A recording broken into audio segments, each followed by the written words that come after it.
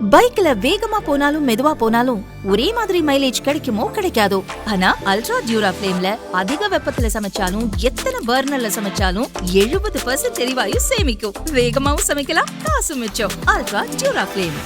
Wherever you go, whatever you do, throw a little at it. Omax, Vest and Briefs. தாவிக தலைவர் விஜய் வெளியிட்ட அறிக்கையில் கூறியிருப்பதாவது: தமிழக ஆட்சி அதிகாரத்தில் இருந்து மக்களால் தூக்கி எறியப்பட போகும் கட்சி தனக்கு பழக்கமான அவதூறு அரசியல் ஆட்டத்தை தொடங்கியுள்ளது. அவதூறு ஒன்றையே அடிப்படை அரசியல் கோட்பாடாக கொண்ட அந்த கட்சி தாவேகாவை தூற்றுவதை இலக்காகவும் முழுநேர வேலையாகவும் கொண்டுள்ளது. தமிழகத்தில் 1969க்கு பிறகு அவர்களுக்கு அவதூறுதான் அரசியல் கொள்கை, லஞ்ச லாவண்யம், ஊழல்தான் லட்சிய கோட்பாடு. தற்போது மாபெரும் மக்கள் சக்தியுடன் அரசியலுக்கு வந்துள்ள தாவேகாவை கண்டதால் அவர்களின் மூளை மழுங்கிவிட்டது. விமர்சிப்பதாக நினைத்து தாவேகா மீது அர்த்தமற்ற குற்றச்சாட்டுகளை அள்ளி வீசுகின்றனர். அவர்கள் மீது தாவேகா இன்னும் முழுமையாக விமர்சிக்க தொடங்கவே இல்லை. மிக லேசான விமர்சனங்களை நாகரிகமாக வைத்தோம். அதற்கு மக்கள் கொடுத்த வரவேற்பை கண்டு அவர்கள் அஞ்சி நடுங்கினர்.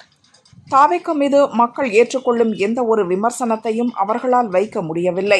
அந்த இயலாமையில் அந்த கட்சியின் தலைவர் எந்த கொம்பனாலும் எங்கள் ஆட்சியை வீழ்த்த முடியாது என்கிறார். தங்களை கொள்கைவாதிகளாக காட்டிக்கொள்ளவும் மக்களை ஏமாற்றவும் தமிழ்நாடு, தமிழ்மொழி, தமிழினம், மண், மொழி, மானம் என சம்பிரதாய சங்கை முழங்க தொடங்கியுள்ளார். ஆட்சியில் இல்லாத போது தமிழர் என்பார்கள். ஆட்சிக்கு வந்ததும் அதிகார பதவியில் அமர்ந்து கொண்ட அரசியல் சாசன கட்டுப்பாடுகள் மீது பழி போடுவார்கள். அப்போது எங்கே போனது மண், மானம் மற்றும் மொழி மீதான கொள்கை பாசம்? சாதிவாரி கணக்கெடுப்பு ஆய்வை நடத்தாமல் மாநில அரசுக்கு அதிகாரமில்லை என சொல்லி தப்பிக்கும் போது எங்கே போனது அவர்களின் சமூக நீதி கொள்கை?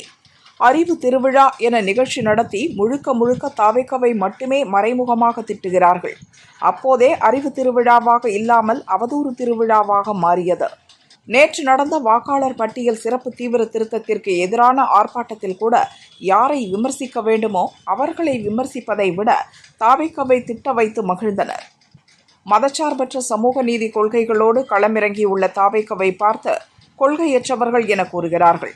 அதற்கு அவர்களுக்கு ஏற்பட்ட மன உளைச்சலும் குமைச்சலும் தான் காரணம்.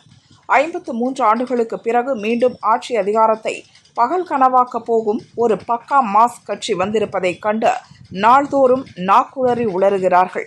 எல்லா வகையிலும் கபட நாடகமாடும் அவல ஆட்சியின் லட்சணங்களை மக்கள் மத்தியில் அம்பலப்படுத்துவோம்.